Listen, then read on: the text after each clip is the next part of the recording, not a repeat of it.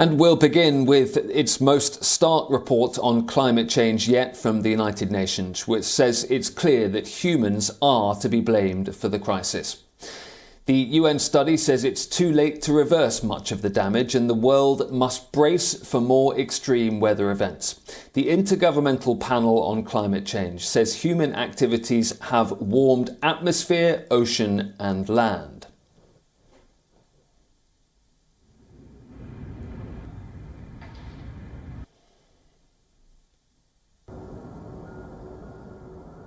The report warns that temperatures will keep rising even after a severe carbon emissions cut. It says extreme weather events will continue to take place, from flash floods to wildfires, and countries across the world will have to remain prepared. Studies show that severe heatwaves have become common. From once in every 50 years, they're now happening once in 10 years. The report found that once in a decade, heavy rain events are now 1.3 times more likely to happen. Once in a decade, droughts could happen every 5 or 6 years. The report also warned that Arctic summers could soon be free of ice. The region is warming twice as fast as the global average. Sea levels will continue to rise, according to the IPCC report, and the trend may last for thousands of years. Sea levels have been rising due to the melting of polar ice sheets. Calling for rapid methane cuts, the UN climate panel said the world is running out of time to tackle the climate crisis. Countries are yet to meet the goals of the Paris Agreement, which was adopted in 2015. It is indisputable that human activities are causing climate change and making extreme weather events more frequent and severe. Second, it shows that climate change is affecting every region on our planet. And lastly, it explains that strong, rapid, sustained reductions in carbon dioxide and other greenhouse gas emissions would be required to limit global warming. Well, lots of reaction to this already, as you'd expect. UN Chief Antonio Guterres says there is irrefutable evidence that greenhouse gas emissions are choking our planet, and says billions of people are in danger. The European Union striking a slightly more optimistic tone, saying that there is still time to prevent runaway climate change. It says the world needs to act together to implement carbon net zero policies. Climate activist Greta Thunberg says the report contained no real surprises and says it only confirms what scientists have been warning about. She says the world must make decisions based on scientific evidence to avoid the worst consequences. Greenpeace says it's time for governments to act and says the world cannot keep hitting what it calls the snooze button on action to stop climate catastrophe. Scientists can publish these reports, but ultimately the action has to be led by governments. The G20, which is the world's biggest countries, have a commitment now, must have a commitment now, to cut emissions in half by 2030. A lot of these big countries, China, as I said, Saudi Arabia, Russia, Australia, they have not yet put more ambitious plans on the table as they agreed to do at Paris. They must now do this, and they must do this urgently. Climate change has amplified droughts and created ideal conditions for wildfires to spread out of control. Scientists say that a long-term drought driven by climate change has left much of California parched.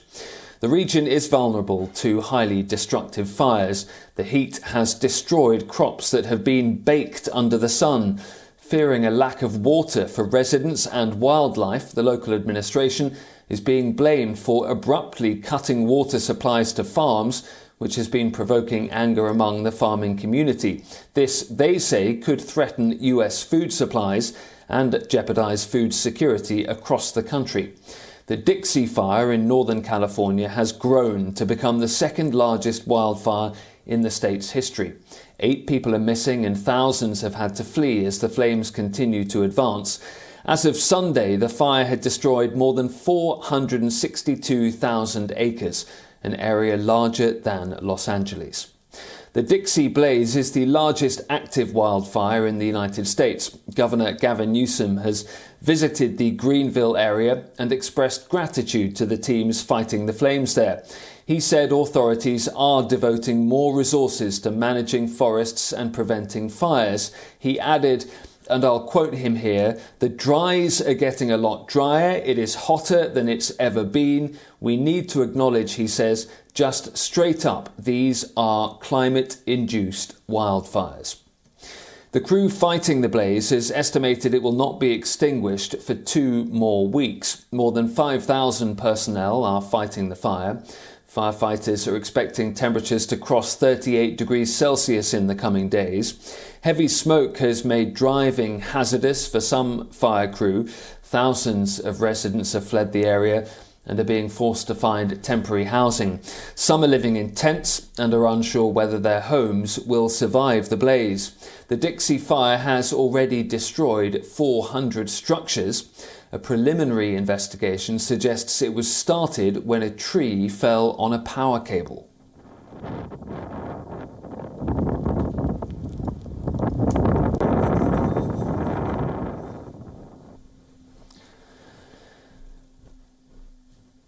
Next to Greece, where wildfires continue to ravage villages. It's been 6 days and blazes are still raging in what are Greece's worst wildfires in 3 decades. Thousands of residents have already fled and more are preparing to leave homes. Thousands of people have fled their homes on the Greek island of Evia as wildfires burned uncontrolled for a 6th day on Sunday, and ferries were on standby for more evacuations after taking many to safety by sea. The fires on Evia, Greece's 2nd biggest island, ripped through thousands of acres of pristine forest across its northern part and forced the evacuation of dozens of villages. The flames engulfed homes in 5 villages, but the full extent of the damage was not immediately known. We are afraid, we feel lost, we feel abandoned. 38-year-old evacuee Mina, who is pregnant, said seeing the blaze was like watching a horror movie. You see the horror movie, you got afraid and you tell to yourself, okay, this is movie. But now this is not the movie, this is our real life, this is horror that we live for the last 1 week, almost 1 week. Wildfires have broken out in many parts of Greece during a week-long heat wave, the country's worst in 3 decades, with searing temperatures and hot winds creating tinderbox conditions. Across the country, forest land has burned and dozens of homes and businesses have been destroyed. Since Tuesday, the Coast Guard has evacuated more than 2,000 people, including many elderly residents from different parts of Evia, where more than 570 firefighters are battling 2 active blazes in the north and south of the island. Greece has deployed the army to help battle the fires, and several countries, including France, Egypt, Switzerland, and Spain, have also sent help, including firefighting aircraft. Well, climate change is expected to hasten and increase desertifications in semi-arid regions around the world. The opposite, though, is happening in southern Siberia. A warming climate there is increasing rainfall. It's causing plants to flourish on sand dunes, and a Siberian desert is slowly disappearing. This vast area covered by sand is in southern Siberia. Aimi Sands, named after a nearby village, is the name that scientists have given to the region since they began to study it in 2020. The sand dunes, spread over 15 square kilometers, are very old. A team of scientists has now arrived to analyze something unexpected that is happening here. In an era of warming climate, the dunes are not spreading. Desertification is not seen here like it is elsewhere. Instead, the sand dunes are disappearing. They are being colonized by poplar trees. The locals told us that there are such sands, and they could watch them being covered by greenery, and that it is very unusual. Some old women say that when they were little, there was no such thing, and now right during their lifetime, they can see the process of plants overgrowing the sands. The sands are literally turning green. bushes and trees have started growing on them. The reason for such unexpected change hasn't been established. However, experts believe it could be due to climate change and global warming. When cold air from the Arctic comes here, it collides with an overheated Mongolian high anticyclone. At the point of collision of these air fronts, there are very strong winds that sometimes have a hurricane character. And most importantly, precipitation begins to fall in the form of intense showers. The meteorological data for recent decades show that there has been a warming process in Tiva. Average annual temperature has risen, winters have become milder, rainfall and humidity has increased, making this region more hospitable for a wider variety of plants. The poplar tree is a native species to the region, but the rapid advance of the young plants is unusual, indicating an increase in humidity levels in the sand dunes. All world models and forecasts indicate that drying out or aridization in a scientific way should be observed in these territories. It must be getting drier and there should even be desertification processes. But our data shows that due to the strengthening of the meridional transfer of air masses, some areas on the contrary are greening, and there is even a process of afforestation, not only of the steppes but, as we see, even of the sand dunes. The team from Tomsk and Tiva State Universities includes geographers, botanists, biologists, and soil specialists. They are studying the long-term impact of the greening process on the life of the local population.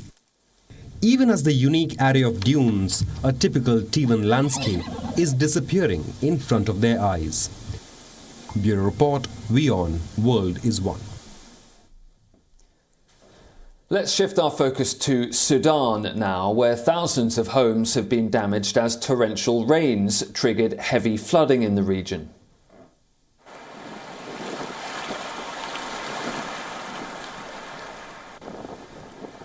The heavy downpour has also flooded the streets of the capital city of Khartoum, causing traffic difficulties and road blockages.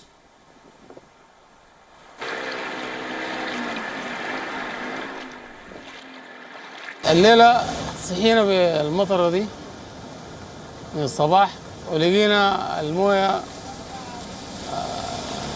واقفة لنا قدام الباب وطلعنا ولقينا الخور مقفل على حتات كثيرة. In the northeastern city of Atbara, which is one of the worst affected, dozens of houses have collapsed due to the heavy rains. According to the UN's humanitarian agency, around 12,000 people in 8 of Sudan's states have been severely affected. The Blue Nile River has broken its banks in several areas, including in Sennar state, where transport has been severely disrupted. Sudan does usually experience heavy rainfall during the period of June to October, when severe flooding hits the region almost every year. Last year, heavy rains forced Sudan to declare a 3-month state of emergency.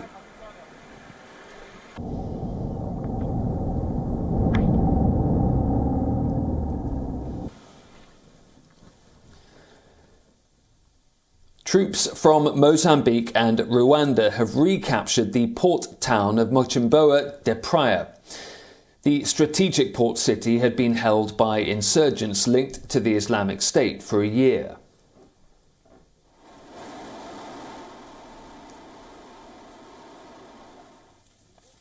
Mozambique's northernmost province of Cabo Delgado has witnessed an Islamist insurgency since 2017.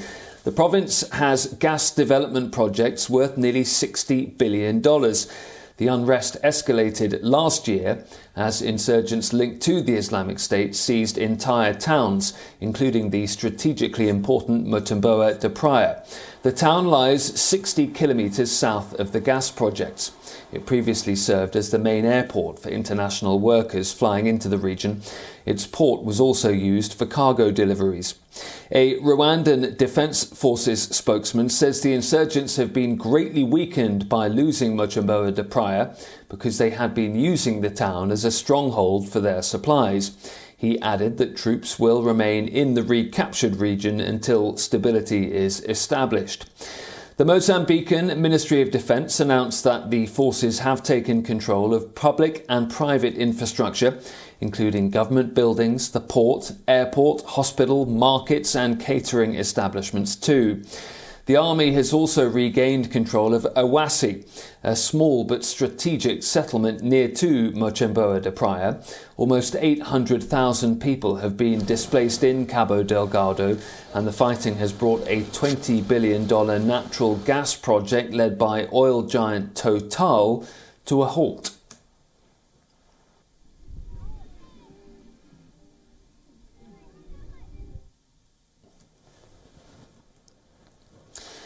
A 6-hour drive from Djibouti's capital will take you to Aboma, the site of 7,000-year-old rock engravings, a window into the Horn of Africa's rich archaeological past. The rock engravings show animals that no longer live in the region. From giraffes to antelopes, these carvings are testimony, therefore, to both environmental change and ancient rock art. As a boy, Ibrahim Dabali listened as the elders spoke. His people, the Afar, have told stories about the little-known rock drawings in this remote part of northern Djibouti for more than a millennium. Around 900 rock panels depict humans and animals over a stretch of 3 kilometers, a prehistoric treasure telling a tale of thousands of years of climate change. I've known this place since my childhood. I've always lived here. I know every rock, every corner. The Afar were a traditionally nomadic people here in Aboma, where modern-day Djibouti, Eritrea and Ethiopia meet. Knowledge of the rock carvings was passed from generation to generation, but remained unknown to the general public. We're not the first people to have discovered this place. Our grandfathers told our fathers, and in turn our fathers told us about it. It's a knowledge that's passed over from father to son, and today we still know this place. In 2005, Ibrahim led a French archaeologist to the site, who opened up the earth to scientific study and wider knowledge. They are hard to reach, a 6-hour drive from the capital Djibouti, then another hour of walking. We're quite removed from civilization here. We're in prehistoric times. We get to live in prehistoric times. So here, in the Makarasu Massif, in Aboma, we find these rock engravings. Some of the engravings date to 6000 BC. 6000 ans avant notre ère. The drawings represent hunters, giraffes or turtles, animals that still do exist elsewhere in Africa, but not in Djibouti. Today, you could say it's a graveyard for all these things, because they no longer exist. At the time, they lived here, these types of animals. Djibouti's government pays Ibrahim to check that no one steals the boulders. Perhaps the most important rock art specimens on the Horn of Africa has no protective barriers or entry gates. But they are safe for now. Very few outsiders come here. Aboma is too hard to reach. Now, as the Olympics came to an end, Japan marked another event. More than 1,200 kilometres away from the Japanese capital, people gathered to mark the 76th anniversary of the US atomic bombing of Nagasaki.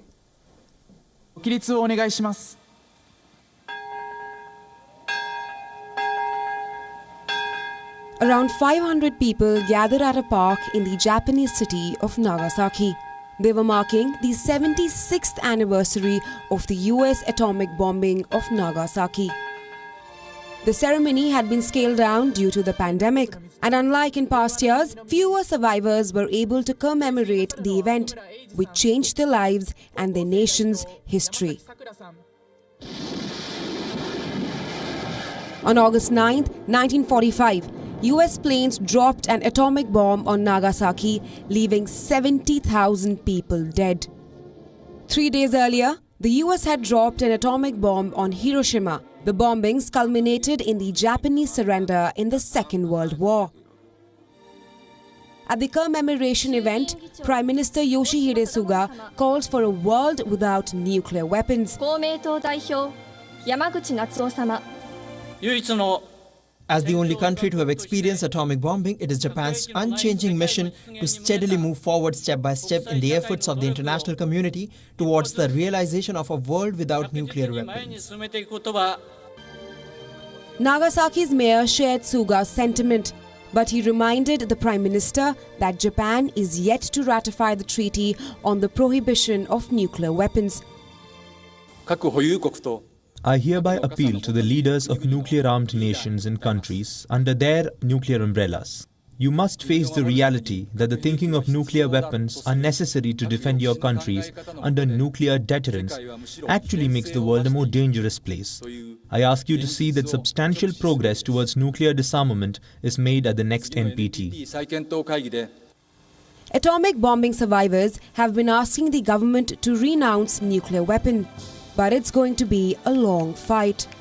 It was only in 1968, over 20 years after the atomic bombings, that the government agreed to provide medical support to survivors. Bureau Report, WION World is One. The Olympics have concluded in Tokyo, but some people are trying to keep the spirit of the Games going. At the International Space Station, astronauts divided themselves into two teams as they competed in handball and synchronized floating. We'll leave you with those pictures. Thank you very much for watching. Do stay tuned to WION World is One. Must get the ping pong ball through the hatch seals without touching the ball with anything other than their breath. Oh, please. Crowd's going wild with that move. Oh my goodness, it's never been seen before. It's incredible.